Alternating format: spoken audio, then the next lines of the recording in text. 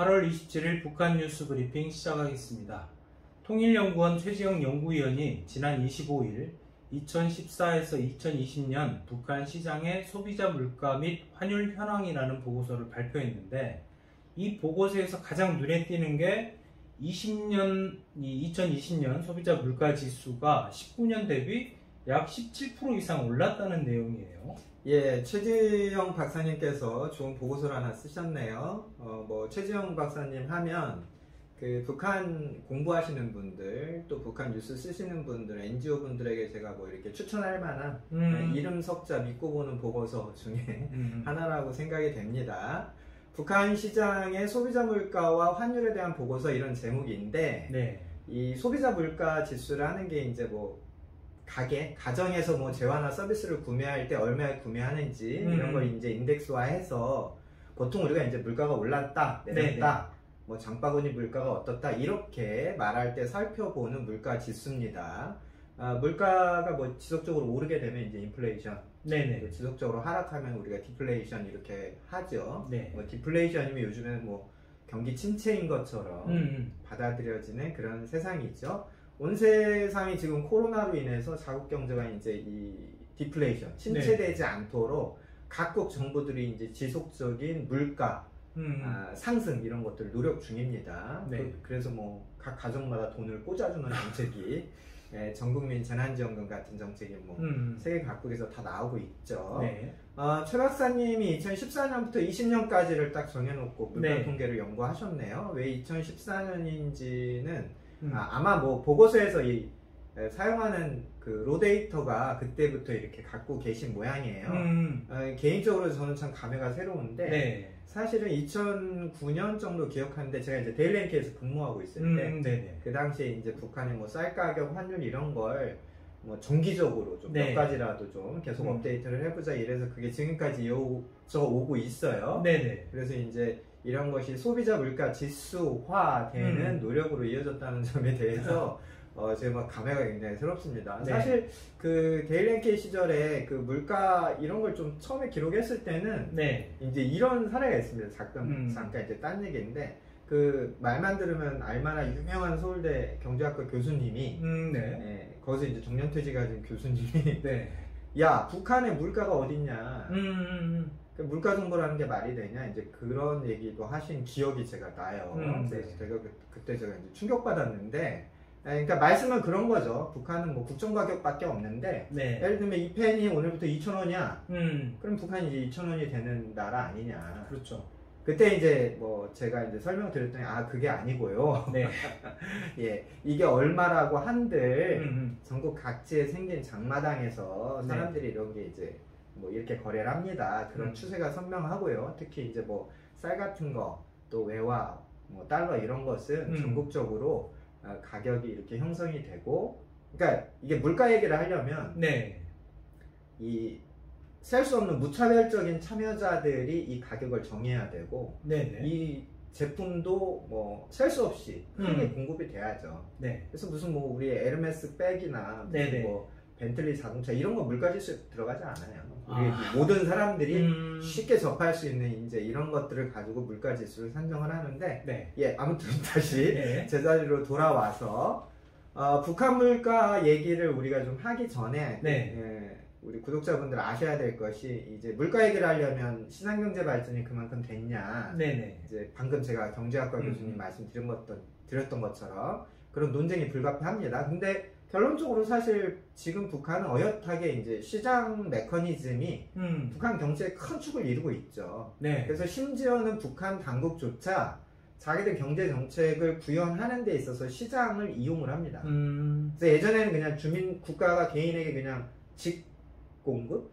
직거래처럼 퉁 이렇게 줬다면, 이제는 뭔가 이제 자기들이 하고 싶은 걸 시장 거래를 통해서 공급을 해서 그것이 가격을 결정짓게하고 이런 것들로 전반적인 내부 경제를 통제 운영하고 있기 때문에 당연히 이 시장 물가라고 하는 것을 우리가 잘 살피는 것이 북한 내부를 정확히 들여다보는데 중요한 지표로 되고 있습니다.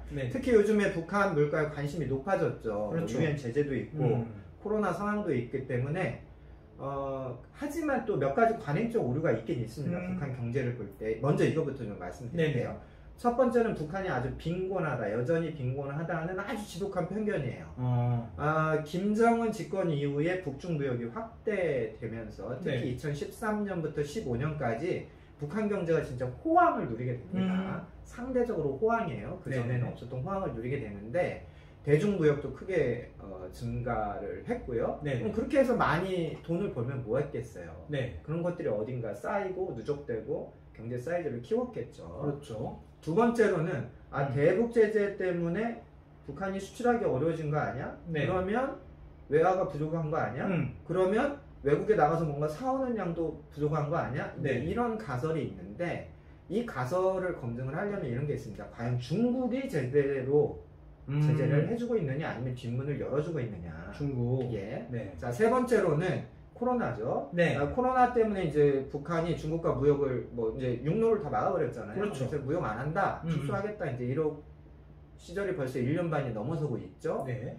그렇다면 북한이 중국에서 뭔가 사오는 거, 수입이 감소하는 거 아니냐. 수입이 감소하면 수입품에 대한 그 공급이 줄어드니까 뭐 소비재도 살 수 있는 소비재도 감소하게 되고 그렇다면 좀 경제가 굉장히 또 어려워지는 거 아니냐 이제 이런 가설도 있는데 만약에 북한 내부의 어떤 공급 능력 비축분이 충분하다면 물론 코로나로 인한 변동성은 있겠죠. 네네 있겠죠. 코로나 변동성을 뭐 북한만 겪나요? 뭐 전 세계가 다 겪고 있는 건데. 그렇죠. 그래서 이런 것들을 생각해 보면 좀 이것도 편견일 수 있고 마지막으로 네 번째가 이제 수해 태풍 이런 게 생긴단 말이에요. 지난주에 우리도 이제 비가 많이 왔잖아요. 수해 태풍이 생기면 자연재해가 이런 걸로 이제 북한이 식량 적황 상황이 안 좋아져서 식량이 부족해지는 건 아니냐 이런 우려도 이제 전통적인 우려인데 이후에 제가 말씀드리겠지만 만약에 북한 당국이 식량을 충분히 가지고 있다면 예를 들면 2호 창고가 가득 차 있다면 2호 창고 이런 걸 필요에 따라서 조금씩 시장에 공급하면서 전체 수급 상황을 조절한다면 과연 우리가 상상하는 1990년대식 그런 기아, 빈곤 상태가 오겠느냐 이 정도로 먼저 제가 사전 지식용으로 말씀을 드리고요. 질문하신 내용 2019년과 비교했더니 2020년 소비자 물가지수가 17% 상승했다. 보고서에서 이렇게 보여주셨어요. 그런데 이제 설명이 뭐냐면 2018년 유엔 대북 제재가 완전히 강화됐잖아요. 그렇죠. 이제 그 당시에는 좀 물가 하락이 컸습니다. 북한 경제가 갑자기 움츠려 긴장하게 되면서 쉽게 얘기하면 돈을 안 썼다는 거예요. 사람들이. 그래서 갑자기 쓸 걸 안 쓰고 일단 지켜보자 이러고 있게 되면서 전반적으로 물가가 툭 떨어졌던 이런 기저 효과 때문에 19년 20년 사이에 물가 상승률이 더 크게 보이는 거다. 이게 이제 최 박사님의 첫 번째 해석이었고요. 두 번째는 2020년 2월부터죠. 코로나 발생하면서 북중 무역을 완전히 차단을 해서 중국산 소비재 수입이 줄어들고 급감하게 되니까 풍기 현상이 생기지 않았습니까? 뭐 설탕, 뭐 이런 것들이 이제 급등했던 시절도 있었고 이후에 그래서 이제 중국산 소비 제품이 가격이 오르니까 전체적인 소비자 물가 지수가 상승한 것처럼 보이는 측면도 있다. 이렇게 설명을 주셨네요. 많은 전문가와 언론에서 우려했던 것처럼 뭐 쌀값이 엄청 올랐다거나 뭐 이런 점은 좀 안 보여서 좀 흥미로웠고 반면에 이제 뭐 옥수수나 밀가루 가격이 좀 올랐더라고요. 쌀 가격에 대해서도 아주 깊은 편견이 있습니다. 그러니까 북한 당국이 뭐 세계식량계획이나 FAO, UN 기구에 이제 보고를 해요. 해마다 우리가 이만큼 생산을 했다. 이제 보고를 합니다. 뭐 어느 해는 뭐 우리가 490만 톤 했다고 어느 때 뭐 430만 톤이다. 아무튼 보고를 한다 치면 유엔이나 그 자료를 보는 이제 뭐 나름 전문가라는 분들이 우리가 보기에는 북한이 한 해 날려면 식량이 이 정도 필요한데 요거밖에 생산을 못했다고 그러면 요 빈 갭 이것은 외국에서 가져와야 되는 거 아니야? 그렇죠. 그런데 중국에서 지금 무역도 안 하고 있으니까 가져오기 어려운 거 아니야? 이거 식량난 가겠네. 굉장히 간편 추론입니다. 이런 관행이 벌써 뭐 20년, 30년째 계속 이어지고 있는데 저는 이런 분석에 대해서 아주 적극적으로 반대를 하고 있고요. 그렇습니다. 제가 말씀드렸다시피 2013, 14, 15 이때 북한이 중국과 무역이 아주 활발했고요. 그랬죠. 또 하나 2014년에는 네. 북한 당국이 자기들이 그랬어요. 네. 우리 100년 만에 풍년이다. 대풍. 예. 아. 그래서 뭐 외부에서도 음. 북한이 올해 한 500만 톤까지 찍는 거 아니야? 이런 예측까지도 나왔습니다. 아, 그렇게 무역도 많이 하고 네. 수확도 많이 했을 때 북한 당국의 주민들한테 그럼 야, 그동안 배고팠으니 좀 배불리 먹자고 펑펑 썼냐? 그러지 않았어요. 오. 그러면 예를 들면 국가가 보유할 수 있는 보유고가 네네. 그 생산된 그 생산량들이 다 어디로 갔느냐? 남는 애들이. 예. 그런 것들이 모두 다 2호 창고를 채우는데 사용되었을 것이다. 혹은 북한 당국이 어떤 형식으로도 네네. 형식이든지 자기들이 그 공급 능력을 확보하기 위해서 킵하고 있었을 것이다 라고 하는 추론을 우리 모두 해봐야 합니다. 네네. 따라서 만약에 지금 북한 당국의 2호 창고가 가득 찼다면 네. 2호 창고가 그거예요. 만약에 전쟁이 나면 네. 3년 동안 음. 전체 인민들과 군인들이 먹고 쓸 그 전시 물자를 채워놓는 데를 북한에서 2호 창고라고 합니다. 네네네. 그래서 이제 2호 창고가 전시 비축 창고다라는 개념만 있는 게 아니라 국가의 창고인 거예요. 아. 이게 우리가 이제 뭐 수학을 하면 집에 부엌에다 쌀독에다 그렇죠. 차여놓고 돈을 벌면 이제 뭐 구두장 밑에를 깔아놓지 않습니까? 그런 것처럼 북한 당국이 국가적으로 가지고 있는 창고인데 이런 것들도 북한 당국이 얼마만큼 뭔가를 가지고 있는지를 예측해 볼 수 있는 지표가 되거든요. 네네. 물론 2호 창고가 사이즈가 어떻고 전국에 어디에 있고 뭐가 뭐 어떻게 돼 있는지는 북한 당국의 뭐 1급 기밀, 특급 기밀 사항이기 때문에 그렇죠. 북한에서 오신 분들의 증언만 갖고는 다 추적이 어렵지만 시스템적으로 볼 때 굉장히 중요하다 이 얘기입니다. 그래서 사실은 북한 당국이 그만큼 어느 정도 필요한 재화들을 보유하고 있다면 네. 현재 북한의 시장경제 메커니즘을 놓고 보면 네네. 잠시 이렇게 식량 가격 같은 거 소비재 가격이 이제 튈 때 네. 이런 것들을 빼서 과거에는 이걸 직접 개인에게 배급하는 방식이었는데 이제 배급을 하지 않고요. 이런 것들을 시장의 도매 가격으로 판단 말이에요. 푼다는 거죠. 낮은 가격에? 예, 그렇죠. 낮은 가격이라 보다 시장에서 네. 시용하는 가격으로. 아. 예, 그러면 국가는 그거를 풀어서 현금을 킵하는 거고 이 물건들이 풀리게 되면 튀었던 시장 가격이 다시 안정화를 찾겠죠. 예, 이런 방식으로 그 쌀 가격도 네네. 북한 당국이 아주 중점적으로 통제하는 대목이다라는 점을 네. 우리가 상기해 보면 왜 북한 쌀 가격이 튀지 않았을까 어느 정도 답이 되는 겁니다. 네. 두 번째로는 그럼 옥수수 가격, 밀 가격은 왜 상승을 했냐? 자, 2020년이면 코로나로 인한 북중무역 이제 단절 시절이었잖아요. 그렇죠. 그래서 옥수수나 밀가루 같은 것이 이제 식량용으로도 쓰이지만 네. 가공식품 원료로도 많이 쓰이기 때문에 수입 의존성이 쌀보다는 조금 더 높습니다. 예, 그래서 아무래도 중국에서 이제 수입되는 절대적인 양이 줄거나 수입 절차가 좀 까다로워지면서 네네. 교육이 까다로워지면서 이런 것들이 시장에 반영이 되어서 좀 가격이 오른 것 아니냐 이렇게 우리가 예측을 해보면 될 것 같고요. 최 박사님의 보고서에 보면은 그 신선식품, 신선식품, 뭐 육류나 이런 가공 식품 같은 경우에도 가격 상승이 두드러졌거든요. 이런 걸 놓고 보면 전반적으로 이것은 코로나 이후 일시적인 무역 장애로 인한 소폭 가격 상승 아니냐 이렇게 전망을 하면 될 것 같습니다. 네, 그 이 보고서에 보면 또 반면에 이제 뭐 석유나 석탄 가격이 하락을 했다. 이게 좀 흥미로운데 왜냐하면 석탄은 뭐 수출을 못하니 그게 내수로 돌아서 뭐 가격이 떨어질 수는 있지만 그렇죠. 석유는 대북 제재 때문에 이제 제한되면서 사실 수입이 제한되면 가격이 올라야 되는 게 정상 아닌가요? 예, 그 유엔 제재로 2018년 12월부터 이제 석탄 수출이 전면 금지됐습니다. 네. 물론 뭐 지금도 알게 모르게 심지어 뭐 이렇게 선박을 이용해서 해상 수출도 석탄을 하긴 해요. 네. 그래서 그러나 어쨌든 뭐 전체적인 수출량은 급감했다라고 보는 것이 이제 상식이고 실제 북한 내부에서도 그런 증언들이 나오고 있고요. 네. 그러니까 수출을 못하는 석탄이 내수 시장으로 풀리니까 당연히 이제 북한 내부의 석탄 소매 가격이 떨어졌겠죠. 네. 최 박사님의 보고서에서는 최대 30%까지 하락했다 이렇게 나오고 있고요.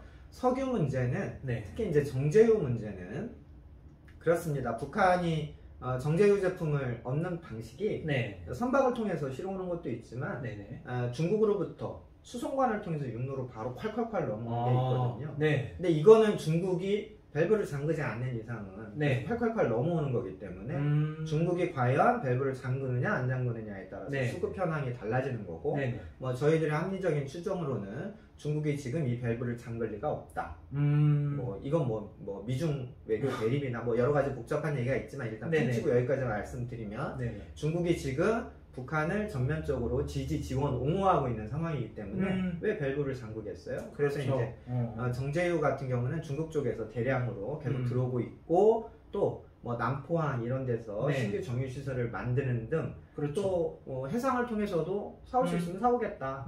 이제 이런 것도 생각을 해보셔야 되고, 또 지난해 상반기에는 국제 그 유가가 마이너스까지 가는 진기록이 그렇죠. 있었잖아요. 네네. 코로나 초반기 때.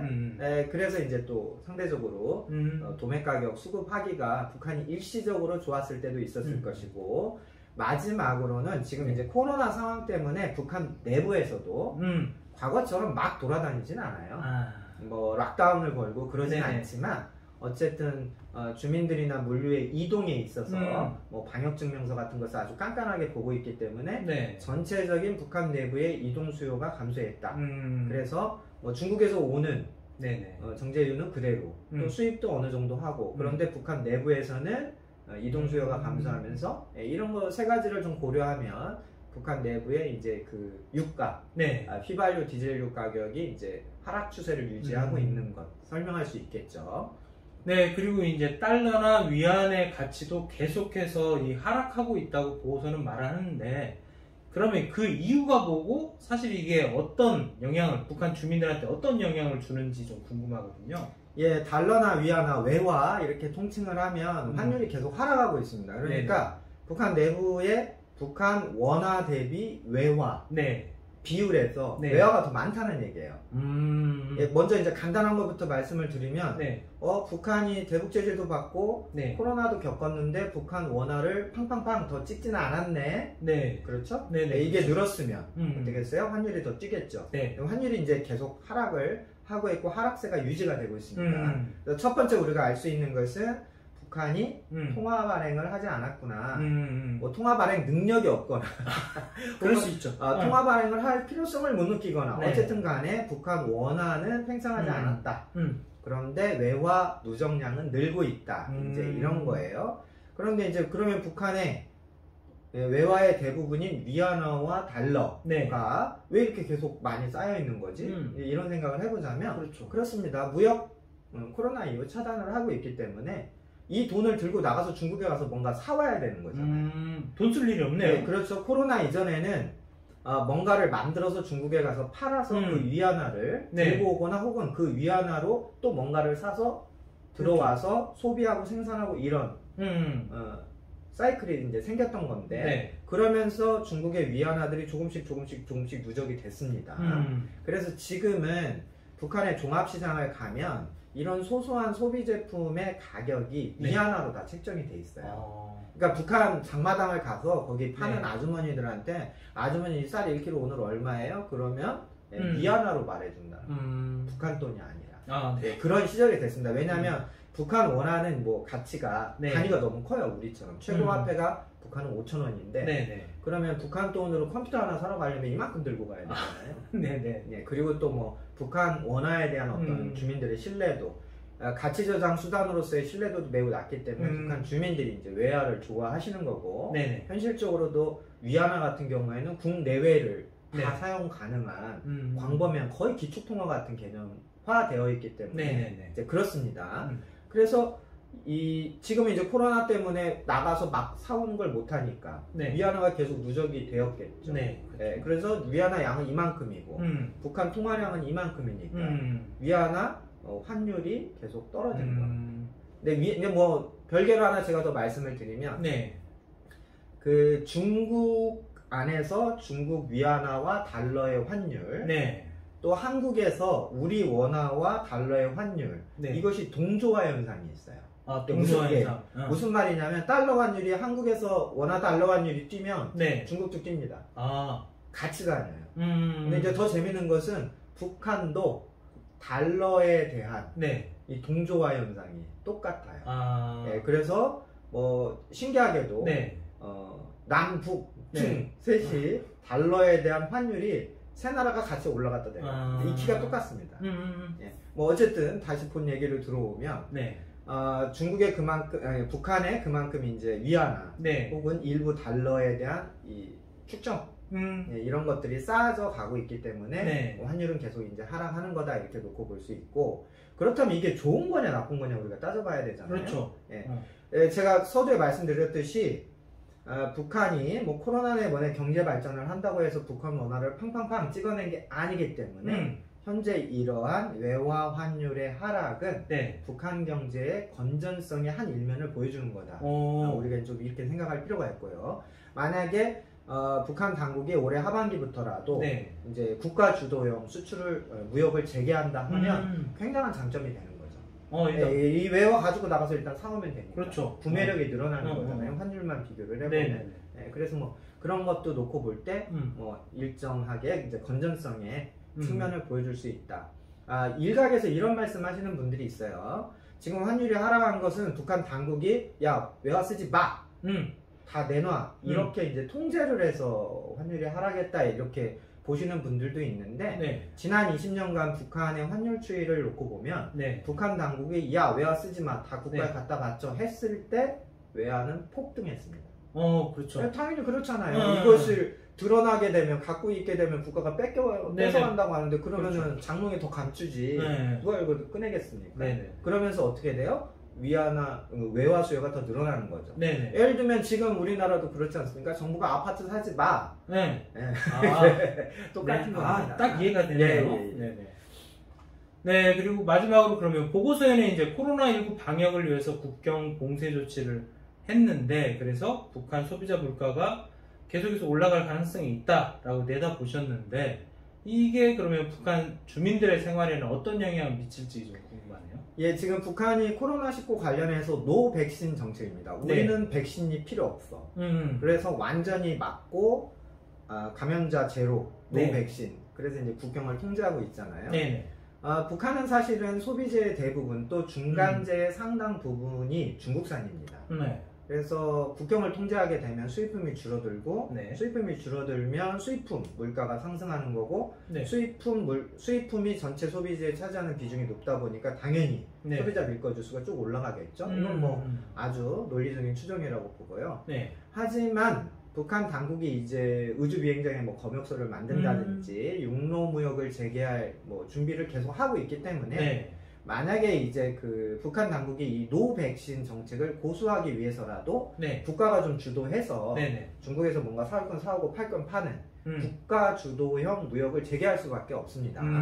김정은이 뭐 국가 경제 발전 5개년에 계속 다그치고 있죠. 평양에 무슨 주택 건설하겠다고 이런 호언장담을 하고 있기 때문에 중국산 그 수입 원자재들이 없이는 이런 것도 불가능하거든요. 그래서 여러 가지를 놓고 보면 조만간 국가 주도 무역이 육상 무역이 다시 재개될 거다 이렇게 보는 것이 좀 합리적이라고 생각이 들고요. 한편으로는 이 대북 제재와 코로나 상황을 겪으면서 우리가 확인한 것이 북한 당국의 이 시장 개입 능력이 꽤 괜찮구나. 예전에는 시장을 이렇게 시기하고 질투하면서 두들겨 팰 생각만 했는데 이제 북한 당국이 자기가 가지고 있는 공급 능력을 이용을 해서 시장이 이걸 풀고 땡기는 조절을 하는 이런 것들을 점차 배워가고 있고 경험치를 쌓아가는 것 같습니다. 김정은 체제 자체가 굉장히 문제가 많은 체제고 우리가 잘 되기를 바랄 수 없는 체제긴 한데 국가가 어떻게 시장을 개입하고 시장을 통제할 것인가라고 하는 좋은 사례가 바로 중국에 있잖아요.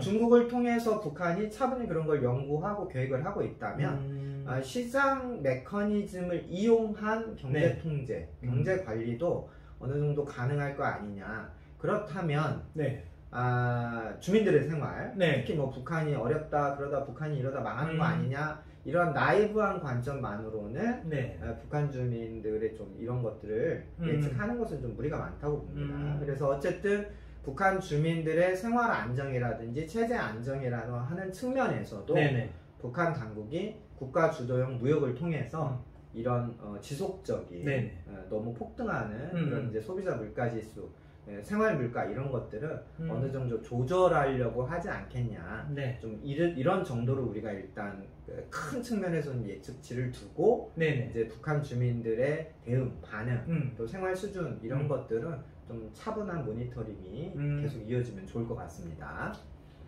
네, 북한에 대해 궁금하신 점 댓글로 부탁드립니다. 좋은 콘텐츠로 보답하도록 하겠습니다. 오늘 북한 뉴스 브리핑은 여기까지입니다. 감사합니다.